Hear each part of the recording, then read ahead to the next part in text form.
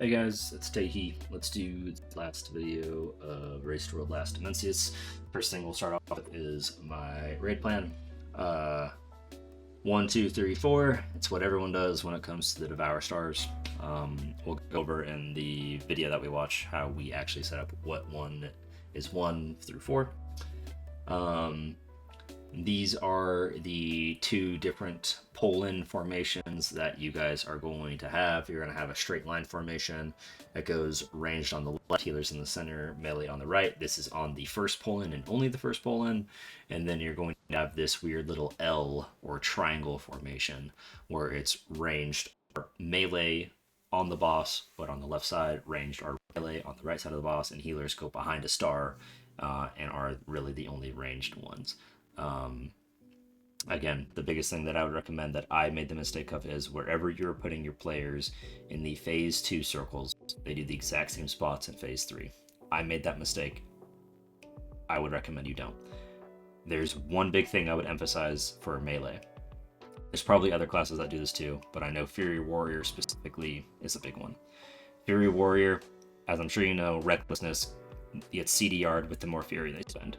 You want to keep the uptime, especially on your first kill of your Fury Warrior, as high as you possibly can. So make sure you put him at the forefront of these circles so he never has to lose out on damage and can constantly be spending Furies to do more damage. If your Fury Warrior isn't that good, doesn't do that much damage, don't do that. But if your Fury Warrior is good, like ours is, I would definitely do that. So this is what the straight line looks like. Melee on the right, healers, and then range on the left. This one is probably the most dangerous one of the entire phase. I would 100% tell you to either use a DR healer CD like Order Master here, or have every personal. Everyone should basically be fully kitted with personals at the spot of the fight, so definitely, I would definitely lean towards the personal side of things. These stars explode right before this pull-in happens. So where you should be using your defensive is before these stars explode, so that they DR the damage of these explosions, and also DR the damage of the cosmic radiation of the dot ticks from the boss, and simultaneously are DRing the damage of this gravity going off. It's very easy to accidentally stand on top of your friends with how this one works. So that's another reason why I would be using the defensive, and I definitely use it before these stars explode. The way this is going to work is melee is just ride it, let it pull you all the way to the tank. It's very important that the tank doesn't stick around as soon as the suck is done and he hightails it out of here. You do not want to taunt swap during this pull-in because your other tank has to be a part of these gravity soaks. This tank needs to do the pull-in and then get the heck out of here. Your tank's positioning should be between the first dead star and the first alive star. Ranged, they are always running away and against this pull-in, and then healer, you are doing something in between where you're letting it pull you halfway and then you're running against it halfway. Yeah. The next one is L-shaped. Melee on the right, healers on the left, healers in the back. The biggest thing here is the tank's positioning has to be good. You can also do it so that the tank is from the other side. These dead stars are not here. There's actually an alive star here if you do the movement correctly, so you can get pulled from the right side on the second one. You cannot get pulled from the right side on the third one. Ideally, you do it from the left side on the second one because it's going to make it more consistent and put you in a better position for what's going to happen next. But if your tank screws up and does have to pull you from the right side, you will be completely okay to do it. Tank positioning wise, you want to go between the second and the third star and closer to being behind the second star. You don't want to be directly behind it. You want to be a little bit in front of it so that people aren't getting pulled through this star right here. If you accidentally pull it through the star, it is completely okay. Okay? It's not going to kill them because once you get to kill pulls. These circles resolve, meaning like the gravity ends before this pull-in happens. So, your players can really do whatever they want. They can completely fight against it or whatever it might be. They just need to set themselves up in these circles so they're not overlapping before the pull-in happens. Because, again, they resolve before the pull-in happens. This is Soak 3. It looks exactly like Soak 2. Again, Soak 2 you can do on the right side. This one you cannot. This one you will have dead stars on this side of the room. You cannot pull the raid as a tank from this side of the room. You have to pull them here. The positioning is the exact same for everyone. For where the range go, where the healers go, where the tanks go, where the healers go. Everything is the exact same. There is only one difference. It is Jesus take the wheel, which means you are allowing everyone to get pulled to the same spot. And they are not trying to fight against it at all. They are just letting the circle pull them completely. DKs do not make the mistake of using Death Advance because you will not get pulled. You need to let these circles fully get pulled because they resolve as in the circle explodes. It's the pull-in is happening, and you will die if you fail to do that correctly. If by some chance you get to this one, we have never gotten to this one. This is the positioning. Tank would be on the opposite side of the boss. Healers take center. Range go to the back left. Melee go to the back right. And these circles resolve before the one happens. So circle would blow up. And then once the tank starts pulling you, every single one of these three groups is running against the pull-in. If you don't run against it, you're super strapped for room here too. You're going to die 100% of the time. So with that being said, let's watch a quick kill of it. I've talked a lot about in the other videos about how 90-second CDs look. My breath is going to come up here like 4 seconds into the damage amp. Don't forget to pop, use everything.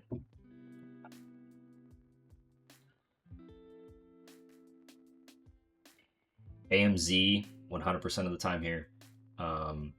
All of your team should be stacked here. You do not want a situation, except for like whatever tank is going to start. You do not want a situation where your ranged are like sitting out behind the rest of the group here. You want everyone stacked for AMZ.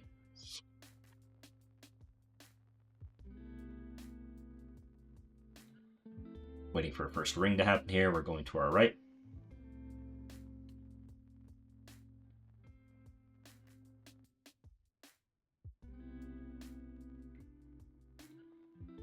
One small thing that people make the mistake of. I'm playing DK. I AMS first, so that way I can go through first and second as fast as I want to, and then third is basically irrelevant. Do not make the mistake as a non-DK player of taking the second ring or this third ring too quickly. You'll see Cut here. He's my heal lead. He is pinging himself. This is how we decided, as a lot of great teams do, to say which is star 2 and star 3. He goes between these two stars. To the left of him is going to be 2, to the right of him is going to be 3, and then obviously this becomes 1 and this becomes 4. We ping this multiple times. Give it to, it doesn't have to be a healer, it doesn't have to be a heal lead, just any ranged healer, any ranged DPS you trust to do this consistently and accurately every single pull, so everyone knows where they need to go. This Devourer has one small bug with it, and it's on both Devourers of the fight. If you go in with under half a second left on this Hide Weak aura, sometimes the server tick does not update that you are safe, and it will still pull you in. So I recommend going in below 1 second, but above a half a second. Doing damage, and we're going to get in Hide now. And now we're going to go to the side of the boss. And this is the first gravities that are about to happen. The stars are also going to explode. Using a defensive before these stars explode is going to help your survival and help you kill this boss a lot faster. I cannot emphasize enough how using a defensive on this first gravity is going to help you guys prog this boss faster, especially if you can DR the stars exploding. So we're going to set this up, melee on the right, healers in the middle, range on the left. Get pulled, tank runs away, circle's resolved, everyone's super healthy, lowest person is 50%. Good on totem spot here as well. Tank swap, and we go to where the range ended. And now we're just waiting for the next ring. Let's go to the right.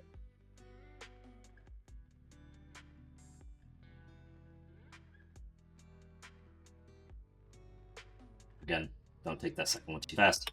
And this is where I call to set up the next gravity pull-in. This is going to be your first L or V-shaped, triangle-shaped, however you want to call it. Gravity pull-in. Melee are going to be on the right side. Ranged are going to be on the left, inside of melee still. Okay, right here. And healers in the back. He goes between the second star and the first star here. And that's it. We're done. Tanks are going to swap again. we go to where the ranged ended up, and now we're setting up for the next move. And now we're going to run to the right. This one is probably the most dangerous circle situation because anyone that has a 45-second defensive or less will not have it up for this one. The second gravities really aren't that dangerous because they resolve before the pull-in happens. So you can get away without using a defensive there. This next third gravity is empty the bag. Everyone should be using anything they have to survive. Hellstone, Health Pot, whatever defensives they have. Again, we eat the second ring right here, and we're setting up our gravity right here. It's the exact same as the last gravities we just did, but we're getting pulled from the left. Same exact thing. Every defensive you have in the bag, I use AMS and I use Lichborn here. My AMS was 12 million about, and it even still did damage to that, along with a 20% DR, along with, I assume we have Aura Mastery, or maybe it just got lucky and got Devo here by chance. So tank gets knocked away, and our tank gets knocked away because I'm not really sure. Oh, because he's inside the gravity circle as the gravity circle goes off. So there you go. Now you do your last devour. Boss should be almost dead here on an ideal pull for you. Just make sure you don't screw this up. Get into the circles. Go to the other side. Boss is dead. If you have these planets blow up, this is every darkness, every AMZ, every single healing thing that healers have or non-healers have, mage barriers, vamp, whatever you have, to get everyone healthy and survive this. Okay? This will do a lot of damage. It dies for us. We've done this enough times that this is about where we kill it most weeks. Phase 3 is probably the easiest part of the fight. The problem is you get here with 6 minutes in, so people are a little fatigued from playing 6 minutes straight. The biggest things that I would tell you to emphasize is defensive usage. Defensive usage on the first gravities, defensive usage on the third gravities. I think where most people make a mistake with their defensive usages is when the planets fall from the sky at the beginning of Phase 3, when the damage amp part ends. Use Darkness, use AMZ. None of your players should be using a personal defensive on that spot of the fight. Maybe Rogues use Feint, but that's basically not... There's no CD really to that, so don't use any personal defensives on that. Definitely personal defense of the first gravity, definitely personal defense of the third gravity. The second gravity, if you're having your raid team die, then yes, obviously change something and have people use personal defensives. But that is by far the easiest one to survive from an entire raid perspective. So don't use defensives there if you can get around it. The last thing is the rings.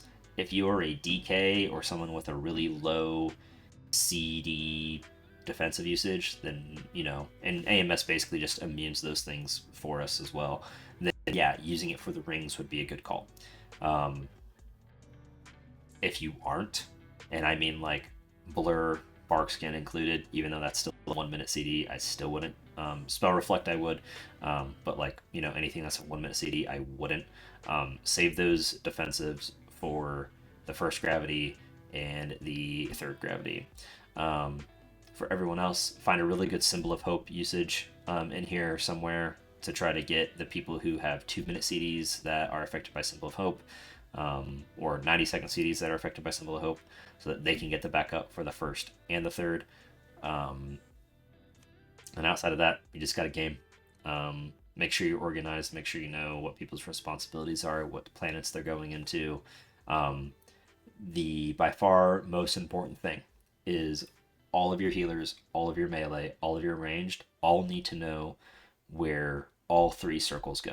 It's very easy for them. One's a straight line, the second one and the third one are the exact same thing as one another. It is going to be so heartbreaking to wipe 7.5, 8 minutes into a fight because people do not know where those circles were supposed to go, and they need half your raid killed because they don't know where they need to go. I as a raid leader, made a huge priority hey guys, if you do not know this, let me know so I can replace you with someone else that is going to know it. Because like it would be devastating to lose people because of some prep situation that people just did not prepare correctly for. The last thing is tanks.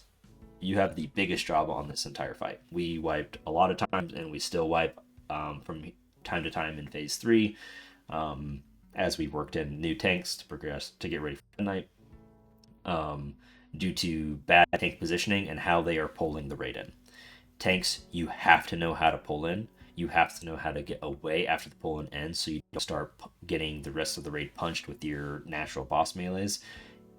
You need to spend a lot of time looking into how to do your pull ins. The first one is super easy for whichever tank starts with.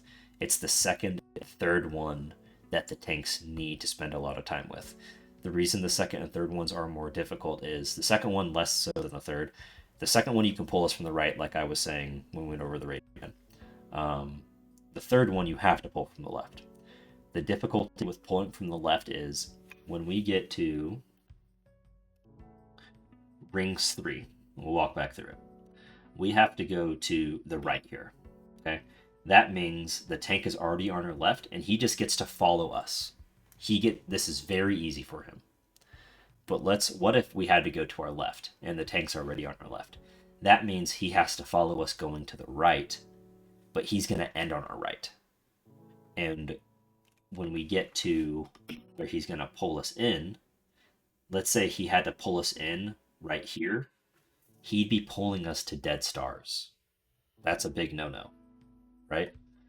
So you as a tank, when you are preparing for this, you need to prepare in the situation of, okay, if I get right rings, it's super easy for me as a tank to know what I need to do.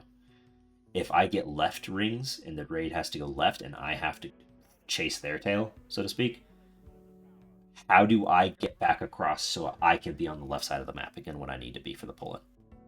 Okay, that is the most important thing. Get with your raid leader, figure out a good game plan. I want to say the Dratnos guide and the Tactics guide go over these scenarios in really good detail, so I would definitely look at those. But there are definitely enough kill videos out there of tanks getting put in a non-ideal situation when it comes to these rings and the boss still dying. So just do your research. It's a good time spiral spot, especially if you have a Prot Warrior as your tank to give them an extra leap. But yeah, I'm happy to answer any questions. My Discord will be included in the description of the video. If you need any help with your Race to World Last Prog, I have a mage that's like 725 and an evoker that's 725 that, if asked, I can get it max geared if you want me to. If you just need a fill in body to help prog any days that are not Sunday and Monday, I'm happy to help you. I hope you found these videos helpful, and please reach out if you have any questions. Have a good night.